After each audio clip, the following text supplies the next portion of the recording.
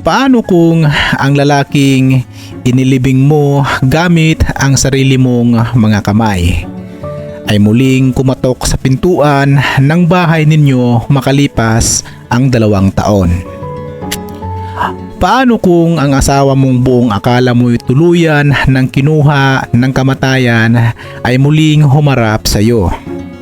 May parehong mukha, parehong tinig at parehong paraan ng pagtingin sa iyo.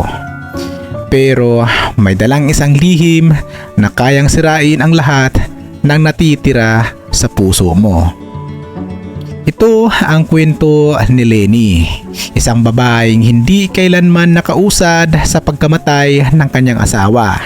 Araw-araw niyang dinadalaw ang puntod nito, kinakausap ang lapida na parang naririnig pa rin siya, at mahigpit na kapit sa pag-asang kahit patay na ang taong mahal niya, may bahagi pa rin itong maibabalik ng pag-ibig. Ngunit isang gabing umuulan, nang marinig niyang may kumakatok sa kanilang lumang bahay, hindi niya inasahan ang pagbukas niya ng pinto ay magiging simula ng pinakamapait na himala sa buhay niya. Dahil ang lalaking nasa harapan niya ay si Dudong, ang mister niyang matagal nang patay. At sa muling pagbalik nito, hindi lang lumang sugat ang nabuksan, kundi isang katotohanan mas masakit pa sa mismong kamatayan. Sa dulo ng isang baryong malapit sa palayan, nakatayo ang maliit na bahay na minsan nang maging masaya. Kulang-kulang ang pintura sa dingding. Luma na ang bubong na yero at ang kahoy na bintana ay may bakas na ng panahon. Ngunit sa kabila ng simpleng anyo nito, iyon ang buhay na minsang pinuno ng tawanan ni Lenny at Dudong. Ang mag-asawang halos 10 taon ding nagsama bago nila winasak ng tadhana. Tuwing umaga, si Lenny ang unang nagigising sa katahimikan. Hindi dahil maaga siyang matulog, kundi dahil matagal na siyang hindi tunay na nakakatulog. Sanay na siyang magmulat ng mata sa gitna ng dilim. Sanay nang kapain ang bakanting bahagi ng kama sa tabi niya. At sanay nang maaalala sa bawat pagising na wala na ang lalaking dati yakap-yakap siya habang natutulog. 2 taon na mula nang mamatay si Dudong, ngunit para kay Lenny, pakiramdam niya kahapon lang nangyari ang lahat. Bumangon siya mula sa kama at agad na inaayos ang kumot sa kabilang bahagi nito. Ang bahaging hindi na nahigaan, ngunit araw-araw pa rin niyang nililigpit. Wala namang ibang gamit, ngunit hindi niya magawang pabayaan. Para bang simpleng pagtupi ng kumot at pag-aayos ng unan na ipapakita niyang may puwang pa rin si Dudong sa buhay na iyon. Sa dingding sa tapat ng kama ay nakasabit ang isang frame picture nilang mag-asawa. Nakangiti roon si Dudong. Suot ang kupas nitong polo habang nag-aakbay kay Lenny na nooy mas bilugan pa ang mukha at mas malinaw ang ngiti. Iyon ang litrato nila noon, ika-7 anibersaryo ng kasal. Ang huling anibersaryong ipinagdidiwang nila ng mag-asama. Araw-araw bago bumaba ng higaan, tinititigan muna iyon ni Lenny. "Good morning," bulong niya sa litrato. Gaya ng ginagawa niya sa totoong asawa noon. Hindi siya baliw. Alam niyang litrato lang iyon. Alam niyang patay na si Dudong. Ngunit may mga bagay na hindi ginagawa dahil sa makakatotohanan, kundi dahil iyon lang ang natitirang paraan para maramdaman mong hindi ka patuluyang nag-iisa. Paglabas niya sa kwarto, sinalubong siya ng tahimik na sala, ng luma nilang hapagkainan at ng kusinang dati paboritong tambayan ni Dudong tuwing madaling araw. Noon, si Dudong ang unang bumabangon para magtimpla ng kape. Ngayon, si Lini na lang ang gumagawa at 2 tasa pa rin ang inilabas niya sa aparador. Isa para sa kanya, isa para sa lalaking wala na.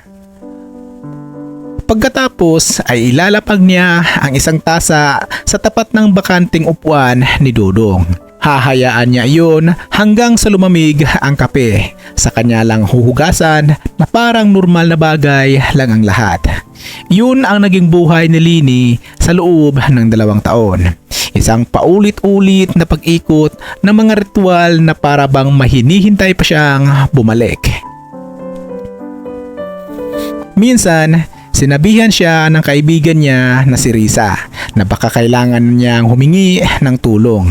Hindi dahil may sira na ang isip niya, kundi dahil unti-unti na siyang nilalamon ng kalungkutan.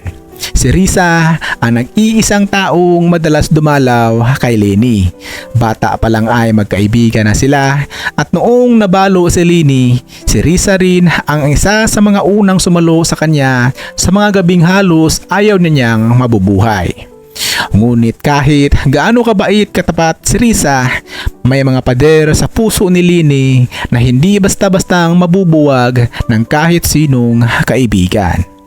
Isang umaga, nadatnan ni Risa si Lini, nakaupo sa sahig sa tapat ng altar. Hawak ang lumang relo ni Dudong habang tahimik na umiiyak. "Lini?" Mahinang tawag ni Risa habang inilapag ang dala niyang pandesal sa mesa. "Hindi ka na naman ba natulog?" Mabilis na pinunasan ni Lini ang mga mata niya at tumayo.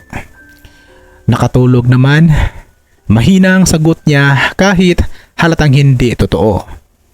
Napabuntong hininga si Risa. "Hanggang kailan mo gagawin to sa sarili mo?"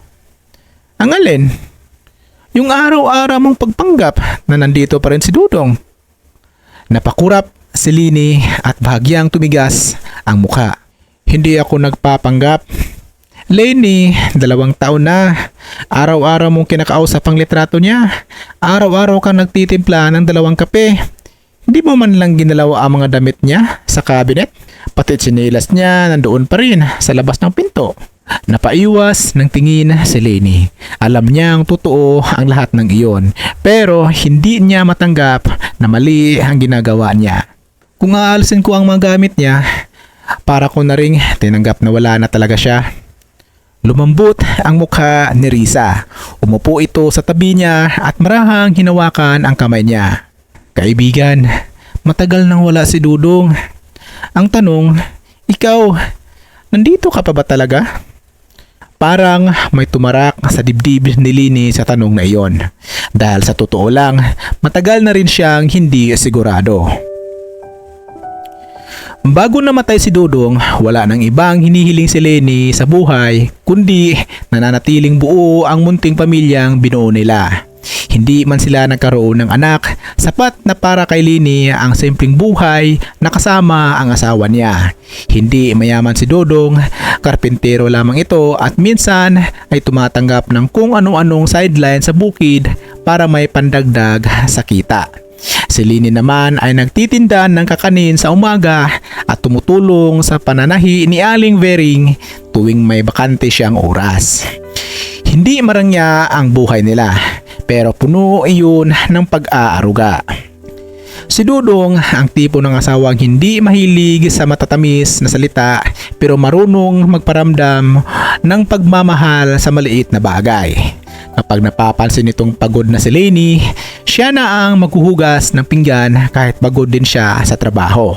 Kapag may kaunting sobrang kita, bibili ito ng paboritong turon ni Lini kahit siya mismo ay kuntinto na sa kape at tinapay.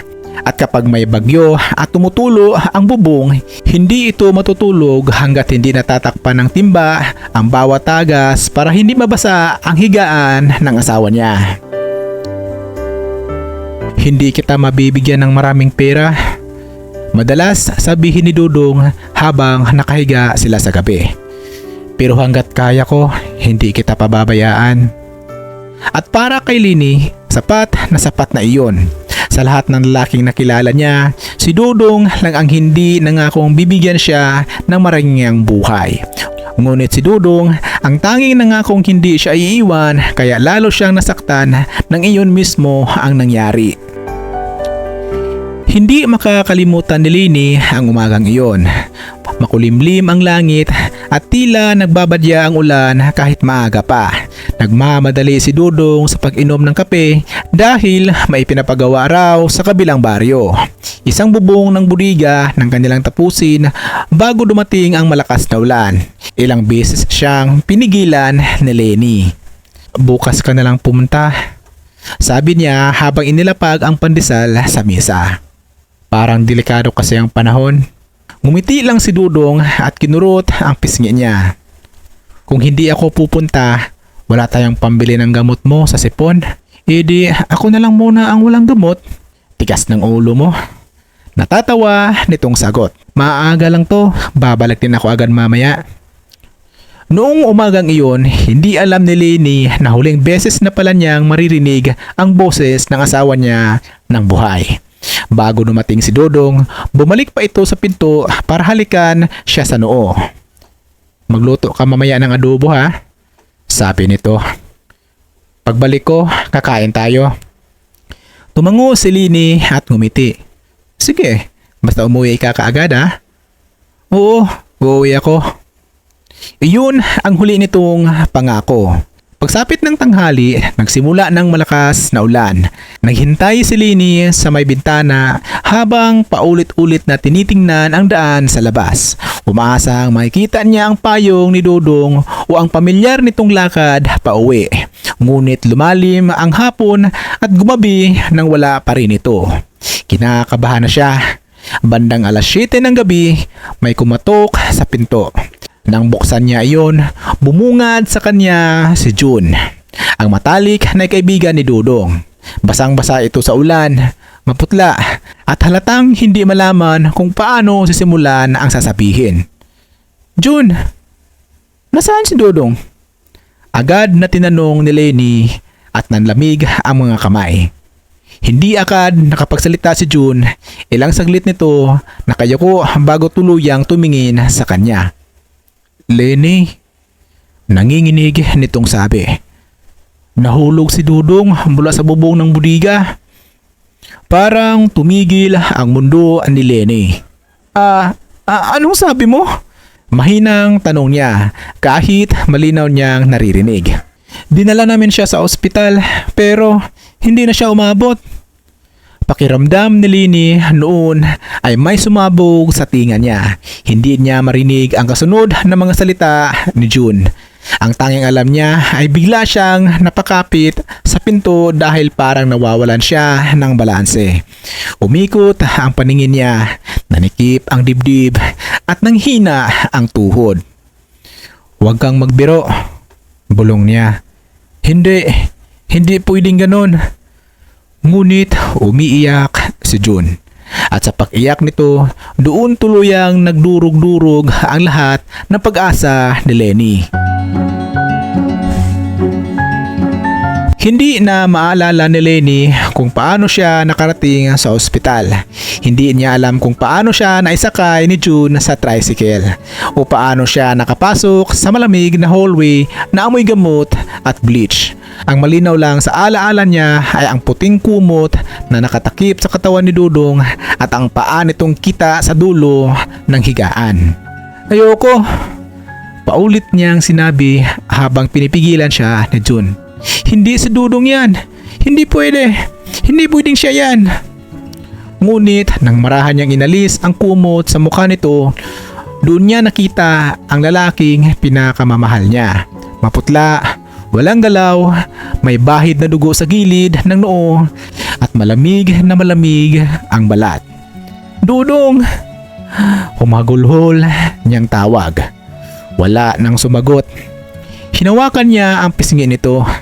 Kinurot niya ang mga kamay nito.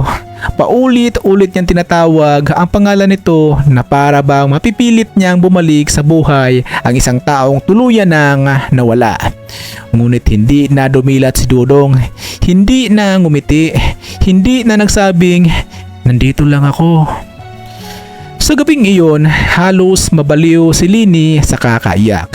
Nakayakap siya sa malamig na katawan ng asawa niya habang si June ay tahimik na umiiyak sa sulok. Walang nakapag-aliw sa kanya, walang salitang makapagpagaan sa pakiramdam ng isang babaeng isang umaga lang ang pagitan mula sa simpleng paalam hanggang sa tuluyang pagkawala ng lalaking pinangakuan siyang uuwi kaagad. Hindi niya matanggap paano namamatay ang isang taong ilang oras lang ang nakalipas ay humalik pa sa kanyang noo. Paano nawawala ang lalaking nangakong kakain sila sa adobo mamayang gabi?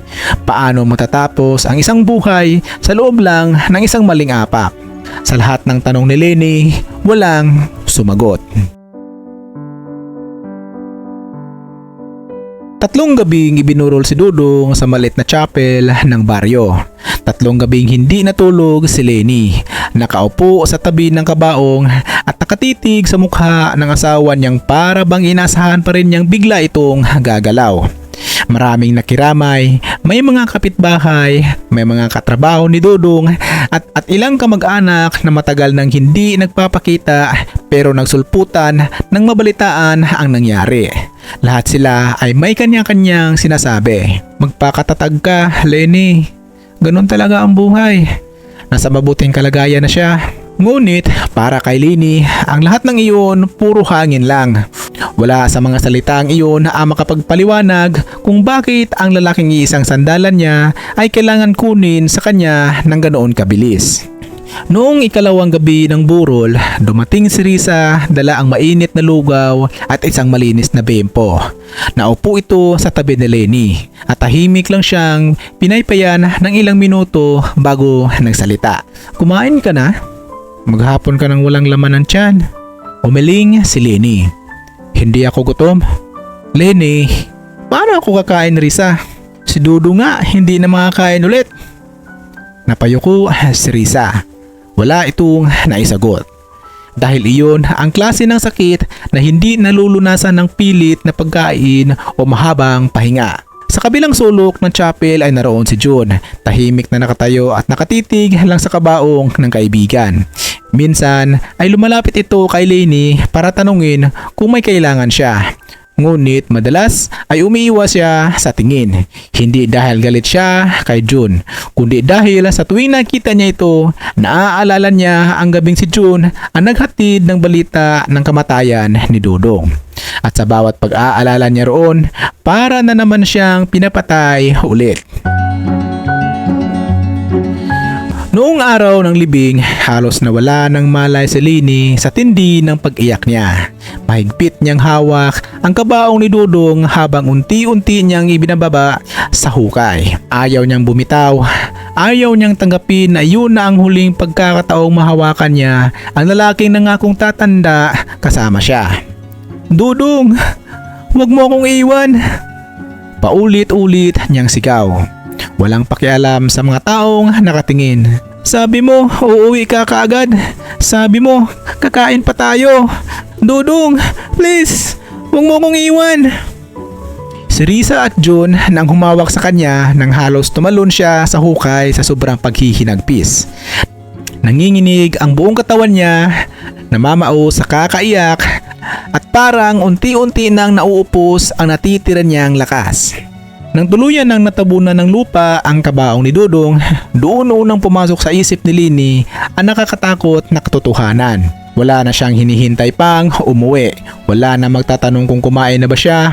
Wala na mag-aayos na bubong kapag umuulan. Wala na magdadala ng turon kapag napadaan sa bayan. Wala nang taong ginagawang tahanan ng puso niya. At sa sandaling iyon, pakiramdam ni Lenny ay may malaking bahagi ng pagkataon niya ang isinama sa hukay ng asawa niya. Mula nang namatay si Dudong, hindi na muling naging pareho ang buhay ni Lenny. Huminto siya sa pagtitinda ng kakanin sa loob ng ilang buwan. Halos hindi siya lumabas ng bahay maliban kung pupunta siya sa puntod ni Dudong. Ang dating masayahing babae sa baryo ay naging tahimik, maputla at laging parang may kulang sa paghinga. Maraming nagsasabi na kailangan niyang mag-move on. Marami ring nagbubulong-bulungan na baka raw tuluyan na siyang mawala ng bait sa sobrang pagdadalamhati. Ngunit hindi alam ng mga tao kung gaano kahirap kalimutan ang isang taong naging sentro ng buhay mo. Tuwing umaga, dadalhin ni Leni ang paboritong puting bulaklak ni Dudong sa puntod nito. Uupo siya roon, magtatagal ng ilang oras at ikukwento ang mga nangyari sa maghapon na para bang nasa trabaho lang ang asawa niya at uuwi rin pagsapit ng gabi. Tinubuan na ng bunga yung sili sa likod. Sabi niya minsan habang pinupunasan ang lapida. Naalala mo? Ikaw ang nagtanim noon. Sa ibang araw naman, nagdadala siya ng termos ng kape at ibinubuhos sa maliit na tasa sa tabi ng puntod. Dudong, mapait pa rin? Gaya ng gusto mo? Mahina niyang sabi. Hindi na mabilang ni Risa kung ilang beses niya itong pinakausapang magpahinga muna sa pagpunta sa sementeryo. Maging si John na paminsan-minsay dumadalaw para mag-iwan ng kandila sa puntod ni Dudong ay nahihirapan ng tingnan ang kalagayan ni Leni. Ngunit para kay Leni, iyon na lang ang natitirang paraan para mabuhay. Kung hihinto siya, pakiramdam niya ay tuluyan nang mawawala si Dudong. Kung tatanggapin niyang patay na talaga ito, para na rin niyang inaamin na wala ng dahilan para bumangon pa siya. Eksaktong 2 taon matapos malibing si Dudong, dumating ang gabing hindi kailanman malilimutan ni Leni. Makulimlim na naman ang langit noon, halos kapareho ng panahon nang namatay si Dudong. Katatapos lang niyang dumalaw sa puntod nito at umuwi siyang may dalang bagong kandila at basang panyo. Pagdating niya sa bahay, nagpainit siya ng kaunting sabaw, ngunit hindi rin naman niya nakain. Naupo lang siya sa may bintana habang pinapanood ang unti-unting pagpatak ng ulan sa bubong. Mag-alas 10 na ng gabi nang mawala ng kuryente sa buong baryo. Biglang nilamo ng dilim ang paligid.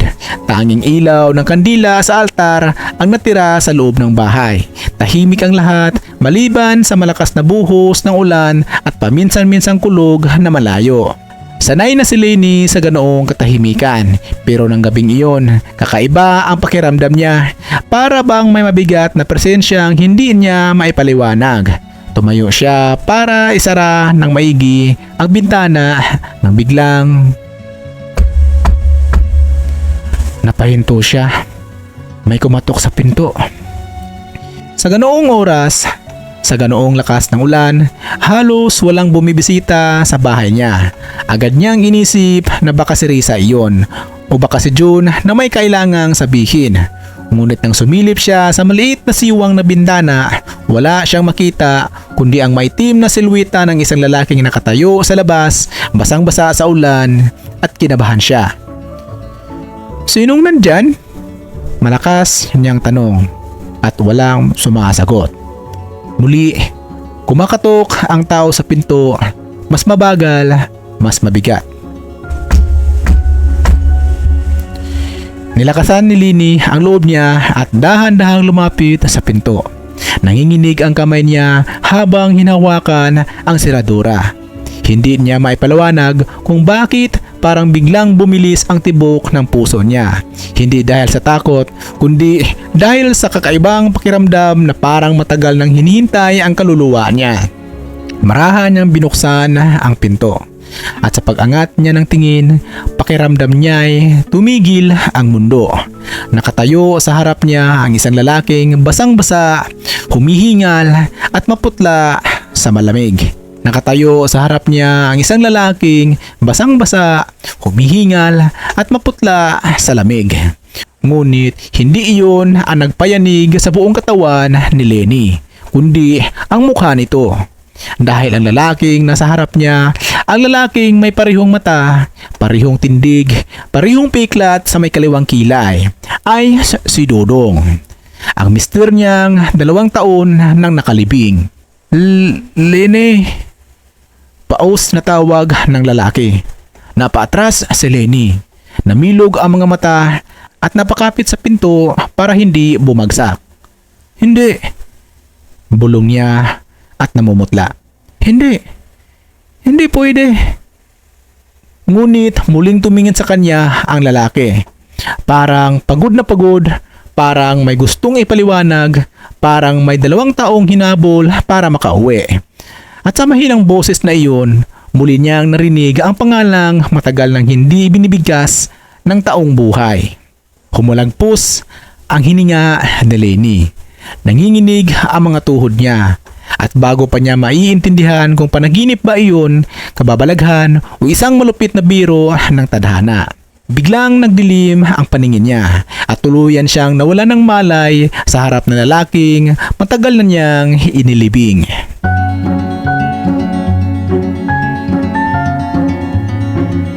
Pagmulat ng mata ni Lenny, kisame ang sarili nilang bahay ang una niyang nakita. Umaambon pa rin sa labas at ang ilaw ng kandila sa altar ay halos paubos na. Mabigat ang ulo niya, nanginginig ang mga kamay at nanlalambot pa ang tuhod na para bang kagaling-galing lang niya sa isang bangungot. Ngunit hindi bangungot ang sumalubong sa kanya. Dahil sa may gilid ng mesa, nakaupo ang lalaking 2 taon na niyang ipinagluluksa, si Dudong. Tahimik itong nakayuko, suot ang basang damit na pinalitan na ng lumang t-shirt na dati niyang iniiwan sa bahay. Halos hindi makagalaw si Lenny sa kinahihigaan niya. Napatitig lang siya. Nanlaki ang mga mata habang unti-unting bumalik sa isip niya ang nangyayari. Ang katok sa pinto, ang mukha sa dilim at ang pamilyar na boses na tumatawag sa pangalan niya. Naupo siya bigla. Hindi maaari. Paus niyang sabi. Mabilis na tumayo si Dudong nang marinig siyang nagising. Lenny, huwag kang lalapit. Sigaw niya. Sabay atras hanggang dulo ng papag. Sino ka? Napatigil si Dudong. Kitang-kita sa mukha nito ang sakit sa paraan na pagtitig sa kanya. Ako to, si Dudong. Patay ka na. Inilibing na kita. Ako mismo ang humawak sa kabaong mo. Araw-araw akong pumupunta sa puntod mo. Paano ka nandito? Walang may sagot si Dudong sa loob ng ilang segundo. Tila pinag-iisipan nito kung paano sisimulan ang katotohanan kahit siya ay nahihirapang bitawan. Nanginginig ang dibdib ni Lenny habang nakatitig dito. Gusto niyang maniwala. Gusto niyang tumakbo at yakapin ang lalaking pinakamamahal niya. Pero kasabay noon ang matinding takot. Takot na baka nababaliw na siya o baka isang multo ang kaharap niya. Ako talaga to. Hindi ako multo, Lenny. Patunayan mo. Sabihin mo sa akin kung bakit 2 taon kang nawala. Sabihin mo kung bakit puntod ka sa sementeryo habang nandito ka ngayon. Napayuko si Dudong at mariing napapikit. Nang muli itong tumingin kay Lenny, basang-basa na ang mga mata nito. Nung araw na nahulog ako sa bubong, hindi ako agad namatay. Parang may humigpit sa dibdib ni Lenny. Anong ibig mong sabihin? Ayun ang akala ng lahat. Dinala nila ako sa ospital na halos wala na akong malay. Naririnig ko pa nga ang mga boses pero hindi ako nakagalaw. Hindi ako makapagsalita. Hindi ko man lang naimulat ng maayos ang mga mata ko. At ang sabi ng doktor ng kasama ko, wala na raw pag-asa. Huminto si Dudong at pinunasan ang mukha niya. Pero hindi ako namatay, Lenny. Nabuhay ako. Pero hindi na ako nakabalik agad. Natigilan si Lenny. Sa sobrang dami ng tanong sa isip niya, hindi niya alam kung alin ang unang ilalabas. Kung buhay ka, bakit hindi ka umuwi? Mahina ang ngunit nanginginig niyang tanong. Bakit hinayaan mong ililibing ka namin? Bakit hinayaan mong mamatay ako sa kakaiyak sa pagkawala mo? Napayuko si Dudong na parang tinaga ng dibdib sa mga salitang iyon. Dahil noong nagkamali ako ng tuluyan, wala na ako rito. Hindi agad naiintindihan ni Lenny ang ibig niyang sabihin. Nasa isang maliit na klinika ako sa kabilang probinsya. Paliwanag ni Dudong. May isang truck driver na tumulong sa akin noong gabing inilipat ako. Nagkamali ang mga tao sa ospital. Sa sobrang gulo ng aksidente at sa lakas ng ulan, may isa pang lalaking dinala roon halos kasabay ko. Halos kapareho ko ng pangangatawan. Siya ang idiniklarang patay. At ako naman, naipasa sa isang volunteer group na nagpadala sa mga pasyenteng walang kamag-anak sa ibang klinika. Napalunok si Lini ngunit hindi pa rin mabuo sa isip niya ang lahat. Bakit hindi ka nagsabi? Kahit sulat, kahit balita man lang. Sinubukan ko. Sagot ni Dudong. At ang mas masama, hindi ko agad maalala ng buo ang nangyari sa akin. Napaawa ang labi ni Leni. Nawala ang alaala mo? Tumango si Dudong. Hindi naman lahat, pero pira-piraso. Alam kong may asawa ko. Alam kong may bahay akong inuuwian. Pero hindi ko maalala ang pangalan mo sa umpisa. Ni ang baryo natin ay hindi ko matandaan ang daan pa uwi. Ang tanging natira sa isip ko noon ay may isang babae akong iniwang umiyak sa bahay. Napalapat ang kamay ni Lini sa bibig niya. Kung ibang tao ang nagsabi noon, baka hindi siya maniwala. Ngunit ang paraan ng pagsasalita ni Dudong, ang panginginig ng boses nito, ang hiya at sakit sa mga mata nito, yun ang parehong Dudong na kilalang kilala niya. Sinong tumulong sa'yo? Tanong niya pagkaraan ng ilang saglit. Si Jun. Biglang napatingin si Lini. Si Jun? Ulit niya. Alam ni Jun na buhay ka? Hindi agad sumagot si Dudong at sa simpleng katahimikang iyon, may kung anong malamig na gumagapang sa dibdib ni Leni. Dudong, sabihin mo ang totoo. Si Jun ang unang nakaalam? Paus na tugon nito. Mga 8 buwan matapos ang aksidente. Pakiramdam ni Lini ay muling umikot ang paningin niya. 8 buwan? Napalakas ang boses niya. 8 buwan niyang alam na buhay ka pero wala siyang sinabi sa akin?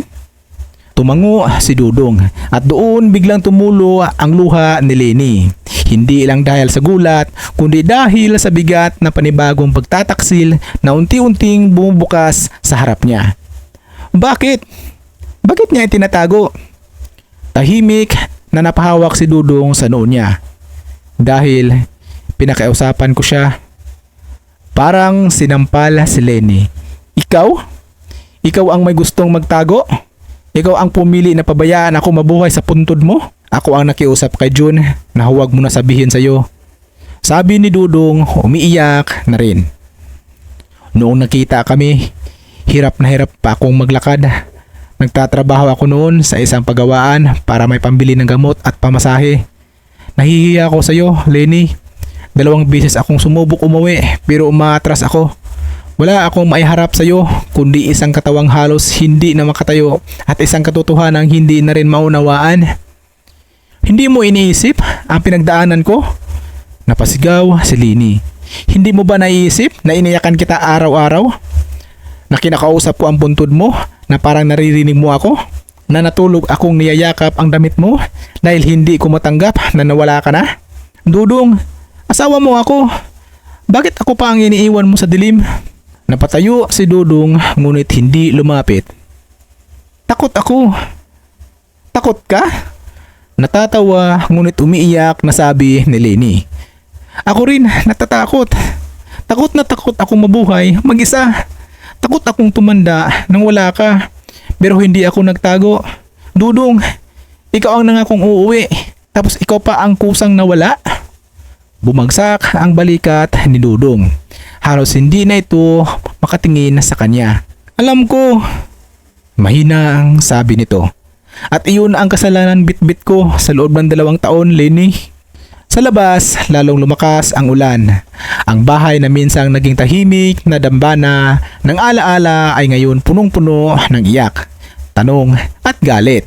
Hindi malaman ni Lini kung alin ang mas masakit. Ang 2 taon niyang paniniwalang patay na ang asawa niya o ang katotohanang may mga sandaling buhay pa pala ito ngunit pinilit nitong huwag magpakita. Napaupo siya sa gilid ng kama at tuluyang humagulhol. Bakit ka bumalik ngayon? Tanong niya sa pagitan ng hikbi. Bakit ngayon pilit ko nang tinatanggap na wala ka na? Bakit ngayon ginagawa ka ng tahanan ng puntod mo? Tahimik si Dudong sa loob ng ilang saglit bago sumagot. Dahil hindi ko na kaya, Leni. Ang alin? Ang mabuhay ng alam kong pinaparusahan kita sa kasalanang hindi mo naman dapat dalhin. Bawat araw na lumipas, iniisip ko kung paano ka umiiyak. Bawat gabi, naririnig ko sa isip ko ang boses mo noong huli tayong nag-usap. Noong una, inisip kong baka mas mabuti nang patay na lang ako sa paningin mo kaysa makita mo akong buhay, pero duwag.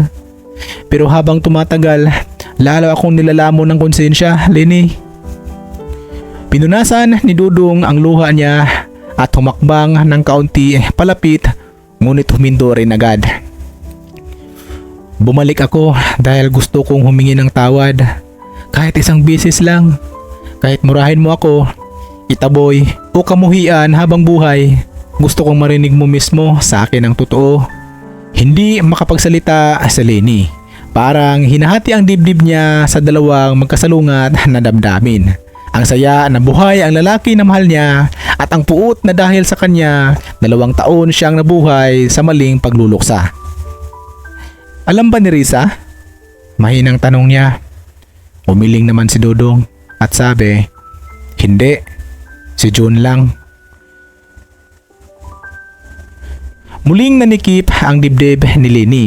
Bigla niyang naalala ang lahat ng pagkakataong dumalaw si June sa puntod ni Dudong. Ang lahat ng gabing tahimik itong nakiramay habang siya'y umiiyak. Ang bawat tanong nitong kumusta ka na ngayon parang may tinatagong mas malalim na hiya. Napakalupit niyo sa akin, bulong ni Lenny. Lenny, huwag mo akong tawagin na pangalan ko na parang walang nangyari. Muli niyang sigaw. Hindi ko alam kung dapat ba kitang yakapin dahil buhay ka o sampalin dahil pinatay mo ako sa loob ng 2 taon. Natahimik ang buong bahay. Maya-maya, dahan-dahang lumuhod si Dudong sa sahig. Hindi para magmakaawa, kundi para ipakita kay Lenny na wala na itong karapatang tumayo ng mataas sa harap niya. Kung kaya ko lang ibalik ang lahat, gagawin ko, Lenny. Kung kaya ko ring murahin ang 2 taon ng pag-iiyak mo, gagawin ko. Pero ang kaya ko na lang ngayon ay aminin sa iyo na nagkamali ako. Matindi, duwag ako, makasarili ako, at kahit ano ang dahilan ang sabihin ko, hindi mabubura ang sakit na dinulot ko sa iyo. Tinitigan siya ni Lenny habang pumapatak ang luha sa pisngi niya. Ilang sandali siyang walang ginawa kundi huminga ng malalim. Pilit pinapakalma ang sarili, ngunit hindi niya talaga alam kung paano haharapin ang isang himalang may kasamang napakalaking panlilinlang. Umalis ka muna, mahina ngunit buo niyang sabi. Nag-angat ng tingin si Dudong. Lenny, hindi ko kayang isipin ang lahat habang nandito ka sa harap ko. Nanginginig ang labi niya. Buhay ka, Dudong? At sa totoo lang, gusto kong sumigaw sa tuwa dahil sa ibinabalik ka sa akin ng Diyos. Pero kasabay noon, gusto kitang tanungin kung bakit hindi mo ako minahal ng sapat para balikan agad. Napapikit si Dudong sa sakit sa biglang salitang iyon. Umalis ka muna. Bukas o kapag kaya ko na, saka tayo mag-usap ulit. Dahan-dahang tumayo si Dudong, halatang ayaw niya pero alam niyang wala siyang karapatang tumutol. Bago ito lumabas ng bahay, huminto muna siya sa may pintuan at hindi lumingon na nagsasalita. Araw-araw kitang naaalala. Paus niya sabi. Araw-araw kitang minamahal kahit malayo ako. Pero alam kong hindi sapat ang pagmamahal kung sinabayan ko naman ng pagdurog sa iyo. At pagkatapos noon, binuksan niya ang pinto at lumabas sa malamig na gabi. Naiwan si Lenny sa loob ng bahay, nakaupo sa kama, nanginginig at walang tigil sa pag-iyak. Sa isang iglap, ang 2 taong tinanggap niyang puno ng pagkawala ay napilitan ng isang mas malupit na katotohanan. Na ang patay niyang asawa ay buhay. Ngunit ang taong iyon mismo ang nagpalalim sa kanyang pagdadalamhati. Nang gabing iyon, hindi na pumunta si Lenny sa puntod ni Dudong sa unang pagkakataon sa loob ng 2 taon. Tumingin siya sa litrato ng asawa niya sa dingding at hindi niya alam kung dapat ba niya itong yakapin. Dahil ang lalaking nasa larawan ay hindi na lang basta alaala ng namatay. Siya na ngayon ang buhay ng sugat na muling bumalik upang wasakin ang katahimikang pilit niyang binuo.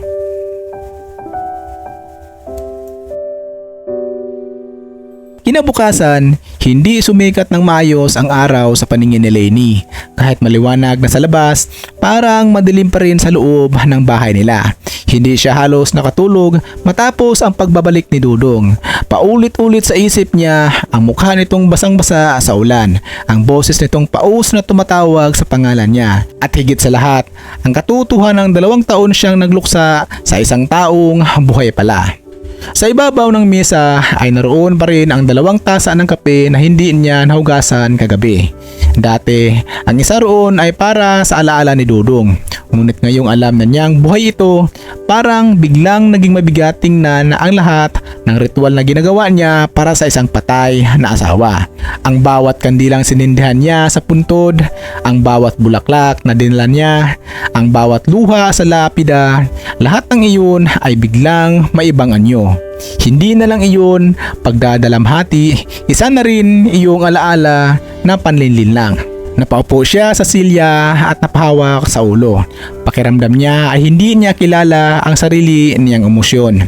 Gusto niyang magalit, gusto niyang sumigaw, pero sa kaibuturan ng puso niya, may isang bahagi pa rin gustong magpasalamat dahil buhay si Dudong. At iyon ang mas nagpapagulo sa lahat. Ang magmahal pa rin sa taong siya ring sumugat sa iyo ng pinakamatindi.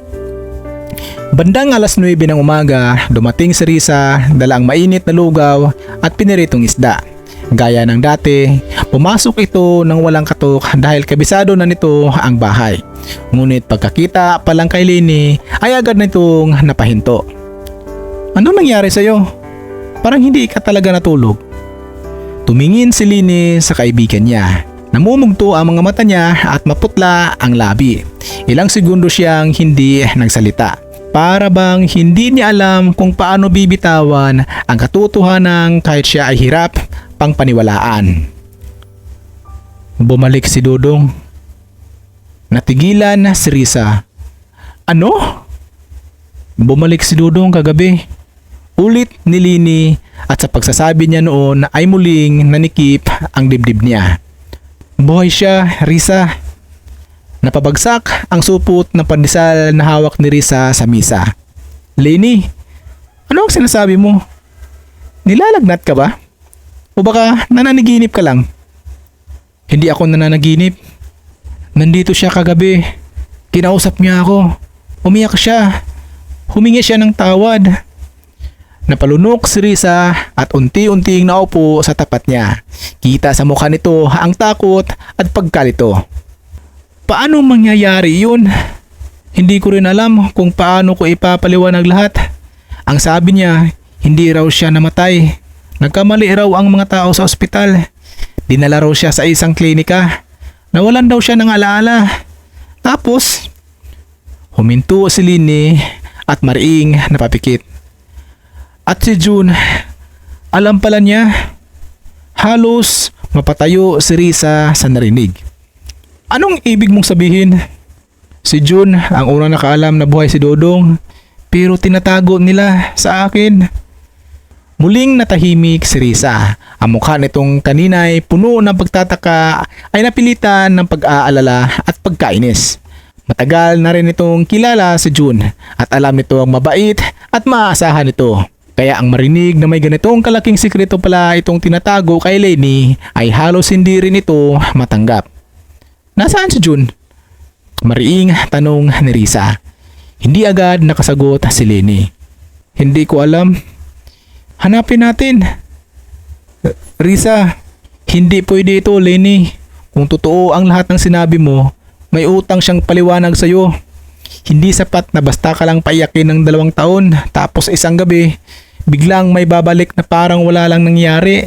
Tahimik na nakaupo si Lenny. Sa totoo lang, gusto niya ring makita si June. Hindi dahil handa siyang makinig, kundi dahil gusto niyang marinig mula mismo rito kung paano natiis nitong tumingin sa kanya habang araw-araw siyang namamatay sa pagdadalamhati. Hindi nagtagal, nagpasya silang puntahan ang maliit na kubo ni June sa kabilang dulo ng baryo. Habang naglalakad sila sa maputik na daan, pakiramdam ni Lenny ay bawat hakbang ay pabigat ng pabigat. Dati, si June ang isa sa mga ilang tao nagbibigay sa kanya ng lakas para makaraos sa pagkawalaan ni Dodong. Si June ang tumutulong sa pagpapalibing.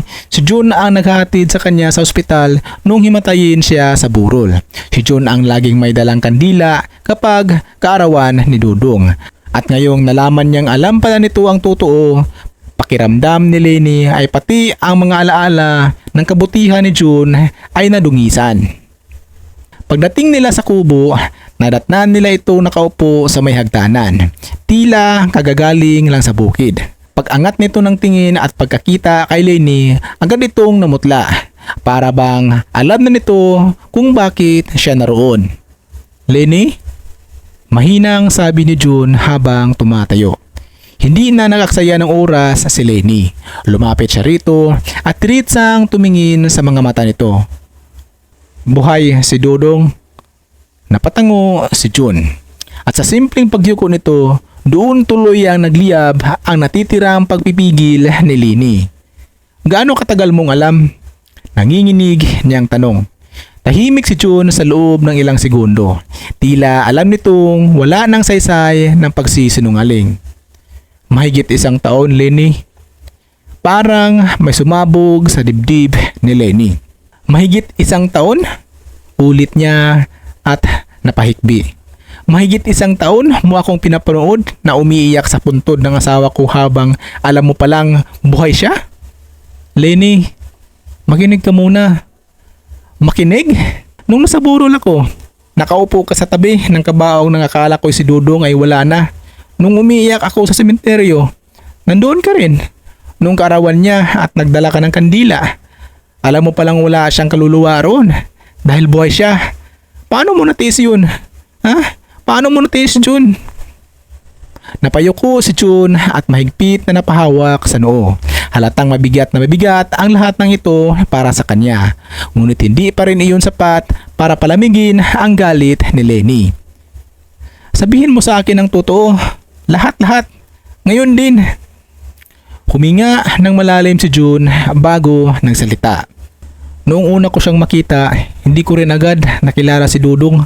Payat na payat siya, may pilay, at halos hindi makatingin ng diretso. Nasa terminal ako noon sa kabilang probinsya para sundin ang pinsan ko. Siya ang lumapit sa akin. Huminto si June at napapikit. Nang tawagin niya ang pangalan ko, doon lang ako nanginginig. Akala ko multo. Tahimik na nakikinig si Lenny pero mahigpit ang pagkakakuyom ng mga kamay niya. Sinabi niyang buhay siya. Sinabi niyang nagkamali raw sa ospital at hindi siya nakauwi agad dahil nawalan siya ng alaala at nagkasakit. Pero ang mas masakit, napatingin si June kay Lenny. Ayaw niya pang bumalik. Bakit? Bakit?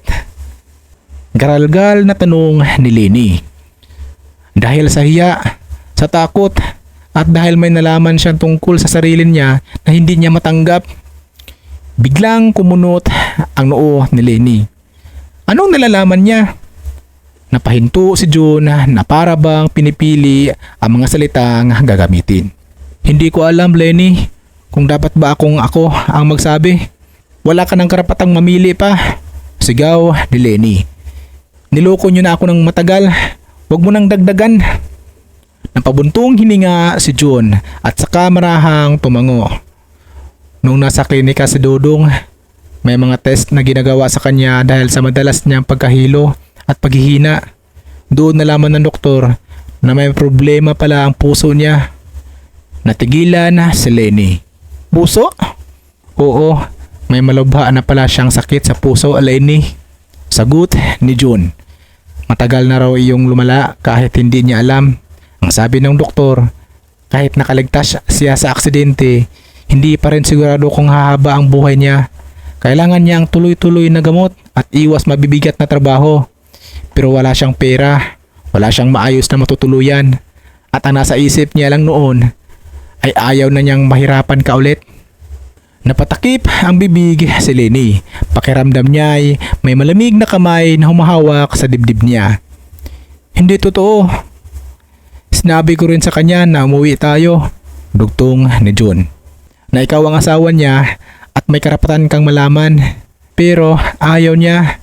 Ang sabi niya, kung babalik siya sa'yo nang may taning na ang buhay, baka lalo ka lang masaktan. Kaya mas pinili niyang hayaan kang magluksa kaysa makita mo raw siyang unti-unting nanghihina. Napailing si Lini habang umaagos ang luha niya. Hindi niya pwedeng ako ang pagdidesisyonan para sa sarili kong sakit. Oo, mahinang sagot ni Jen. At sinabi ko rin yun sa kanya. Oo, Lini, tama ka. Mahinang sagot ni John. At sinabi ko rin yun sa kanya, paulit-ulit. Pero duwag siya, Lini. At ako, naging duwag din. Doon nagsimulang umiyak si John. Hindi malakas, kundi yung iyak ng isang taong matagal nang kinakain ng konsensya. Akala ko makakabuti. Akala ko baka kapag hindi mo malaman, mas madali kang makakausad. Akala ko baka may natitirang panahon si Dudong para pagalingin muna ang sarili niya at bumalik ng maayos. Pero habang tumatagal, lalong lumala ang lahat. Ikaw, araw-araw mong pinatay ang sarili mo sa kakaiyak. Si Dudong naman, araw-araw rin kinakain ng hiya at pangungulila. At ako yung tulay sa pagitan yung dalawa na piniling manahimik. Tahimik lang si Risa sa gilid. Ngunit kita sa mukha nito ang awa para kay Lini at pagkainis kay John. Samantalang si Lini, pakiramdam niya ay unti-unting gumuho ang natitirang matibay sa loob niya. Nasaan siya ngayon? Mahinang tanong ni Lini. Sa inuupahan kong maliit na kubo malapit sa sapa. Sagot ni John. Doon ko muna siya pinapatuloy kagabi matapos siyang paalisin mo. Napapikit si Lini. Hindi niya alam kung ano ang mas matindi, ang galit siya sa kasinungalingan ni Dudong o ang sakit na marinig na may taning na pala ang buhay nito habang siya ay nagluluksa sa maling paraan. Bakit siya bumalik ngayon? Tanong ni Risa, ngayon lang nagsalita. Napatingin si June sa kanilang dalawa dahil lumala na ang kondisyon niya. Parang tumigil ang hangin sa paligid. Anong ibig mong sabihin, June? Mabilis na tanong ni Lini. Napayuko si June. Noong isang linggo, hinimatay siya habang nagtatrabaho sa talyer sa kabilang bayan. Dinala namin siya sa doktor. Ang sabi, mahina na talaga ang puso niya. Hindi na sapat ang iniinom niyang gamot. Kailangan niya ng mas malaking gamutan. Pero kahit gawin iyon, huminto siya at napalunok. Hindi sigurado kung gaano katagal. Pero kahit gawin iyon, hindi sigurado kung gaano pa katagal. Parang unti-unting nawala ng lakas ang mga tuhod ni Lini. Napahawak siya sa balikat ni Risa para hindi mabuwal. Hindi maaari. Kakabalik lang ni Dudong. Hindi pwedeng muli na naman siyang kukunin. Nangilid ang luha niya habang nakatingin kay John. Ibig mong sabihin, bumalik siya para magpaalam? Walang sumagot. At sa katahimikang iyon, nakuha na ni Lini ang sagot. Muling pumatak ang luha niya. Mas mabigat, mas masakit, at mas malalim kaysa mga nauuna.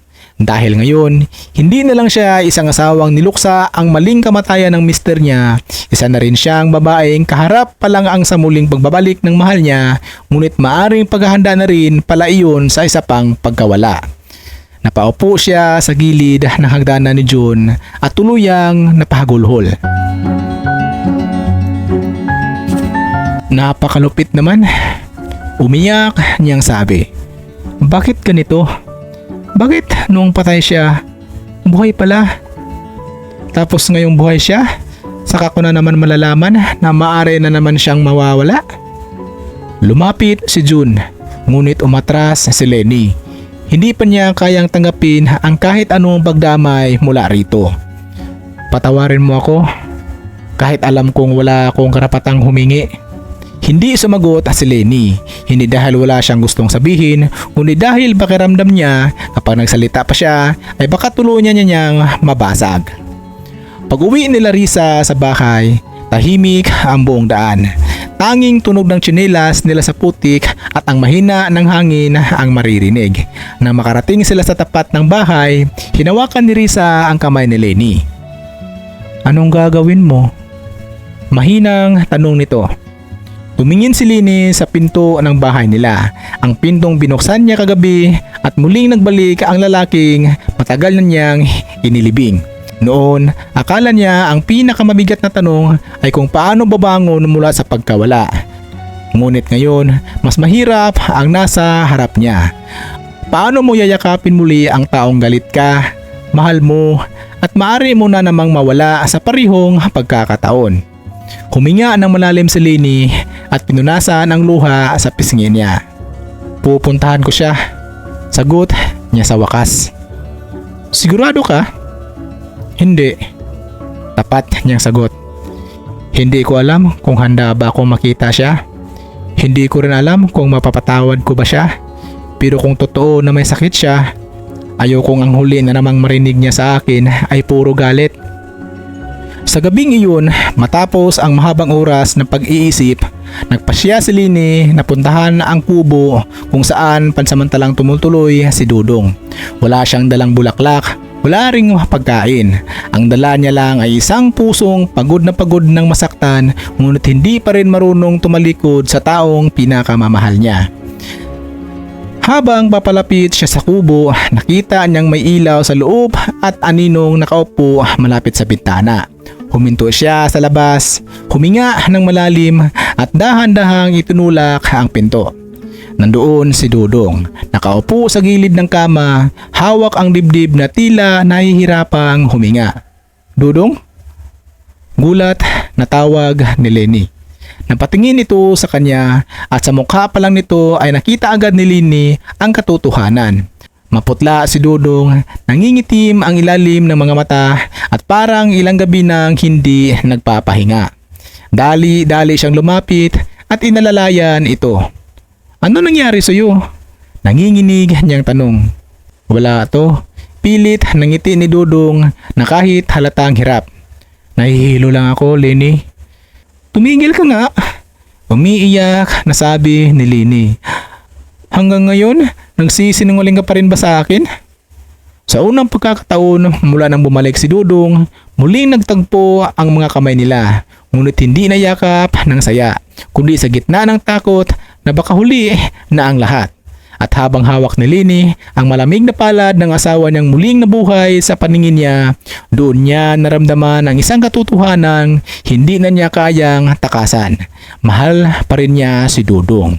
Kahit galit siya, kahit nasaktan siya, kahit maaaring ilang araw, linggo o buwan na lang ang hinihintay bago muli siyang iiwan ito.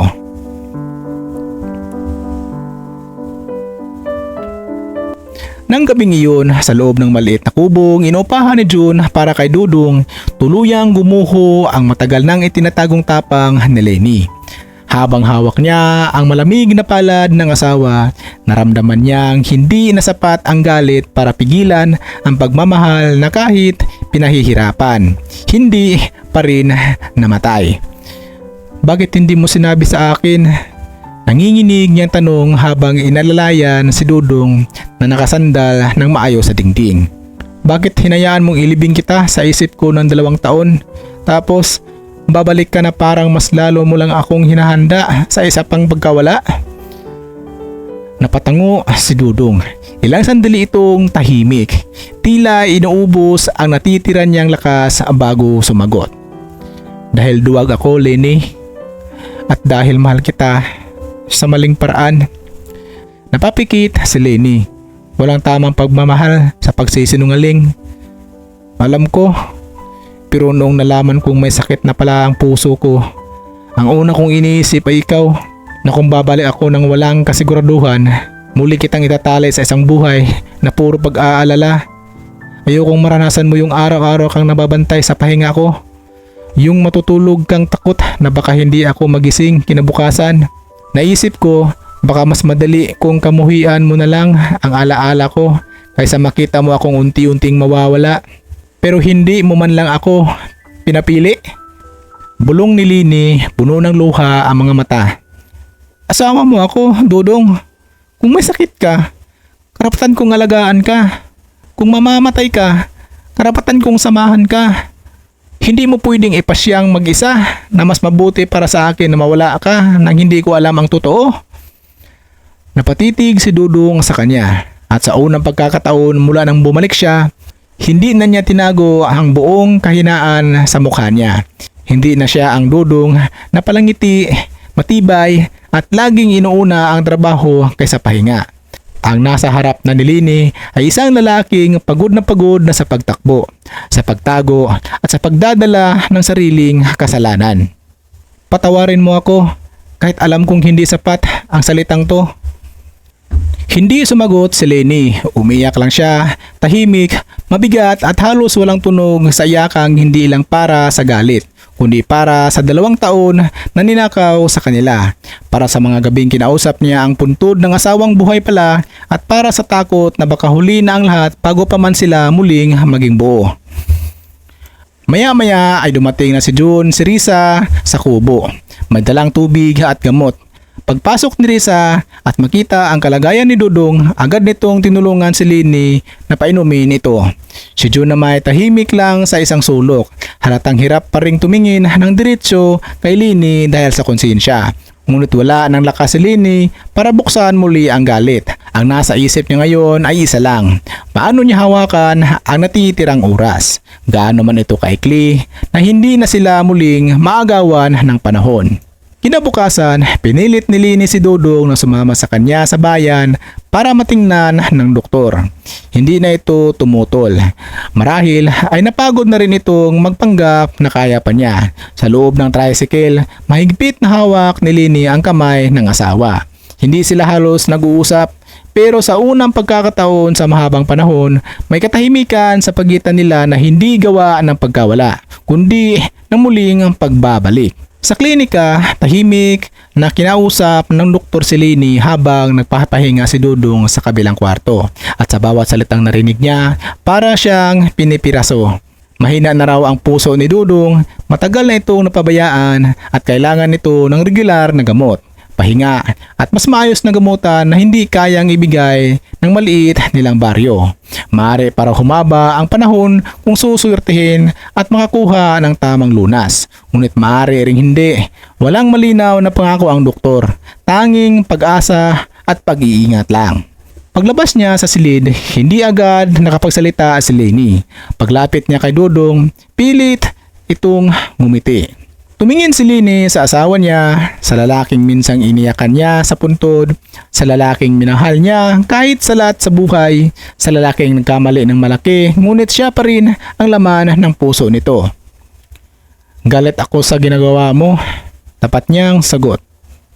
Galit ako ng 2 taong kinuha mo sa akin. Galit ako na hindi mo ako pinagkatiwalaan sa sakit mo. Pero mas galit ako sa ideya ng baka muli na naman kitang mawala nang hindi man lang tayo bumawi sa panahong nasayang.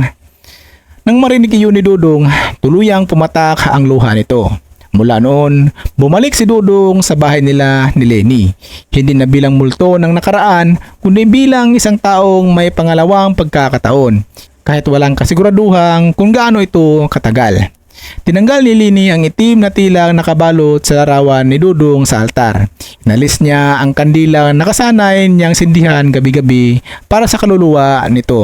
At sa unang pagkakataon sa loob ng 2 taon, hindi na niya dumalaw sa puntod. Dahil ang lalaking pinagluluksa niya noon ay natutulog na ngayong muli sa kabilang bahagi ng higaan nila. Ngunit hindi naging madali ang lahat. May mga gabi nagising si Lini sa takot kapag narinig niyang mabigat ang paghinga ni Dudong. May mga umagang nanumbalik ang pait kapag naalala niyang matagal pala siyang niloko ng katahimikan.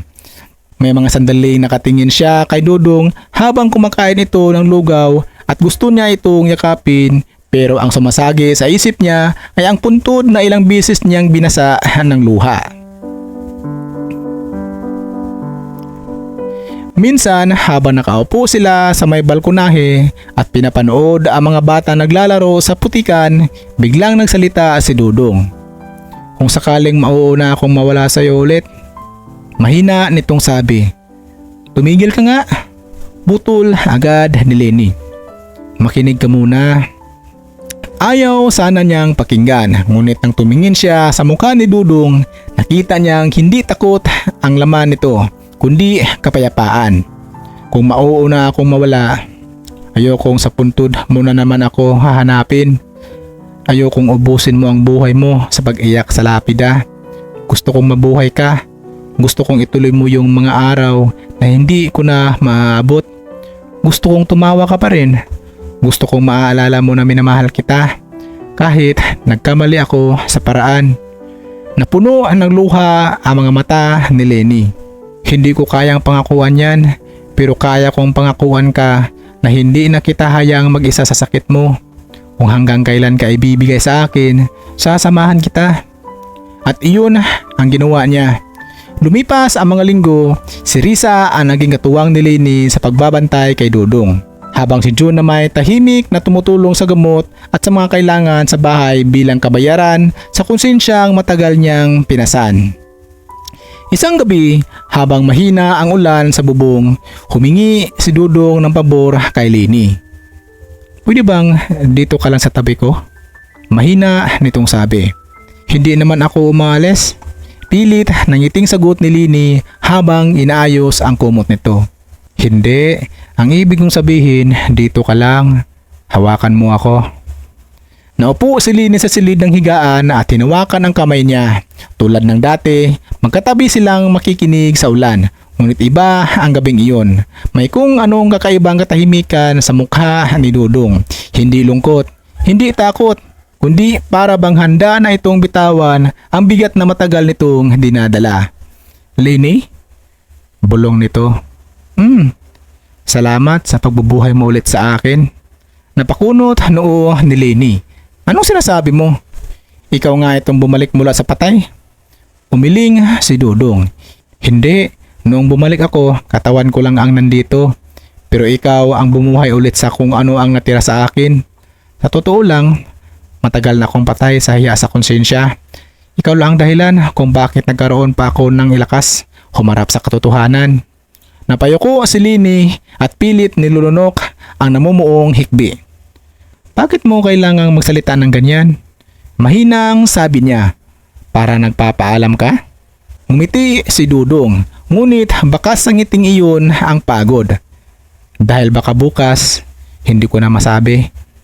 At sa pagkakataong iyon, hindi na napigilan ni Lenny ang sarili. Yumakap siya kay Dudong ng mahigpit na para bang yakap na iyon ay kaya niyang pigilan ang oras, ang sakit at ang posibilidad na muling pagkakawala. Kinabukasan, hindi nagising si Dudong sa karaniwang oras niya. Dudong, gising ka na. Walang sagot. Mas lumapit siya at hinawakan ang kamay nito. Malamig.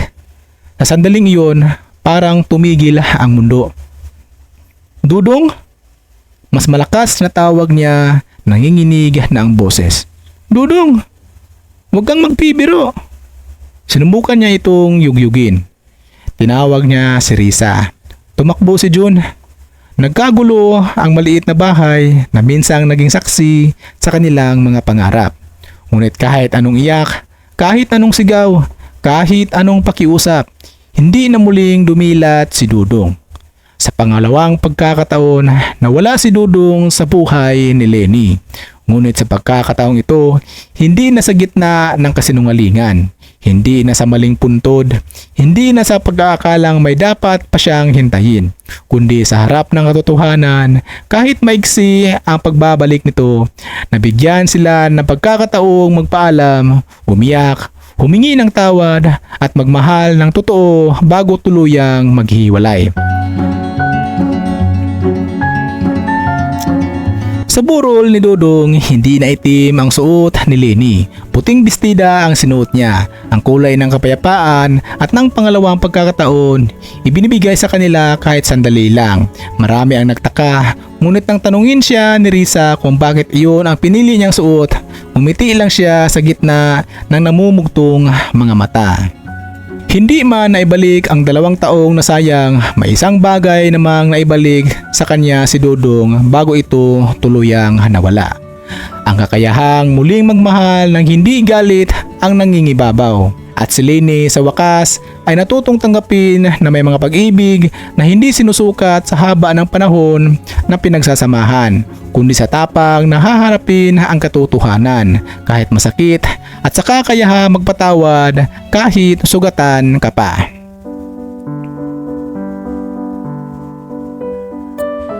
May mga tao nagmamahal pero nagkakamali sa paraan ng pagprotekta. Minsan iniisip nilang mas mabuting magtago ang sakit kaysa ibabahagi ito sa mahal nito. Pero ang tunay na pagmamahal ay hindi nagdidesisyon ng mag-isa para sa puso ng iba.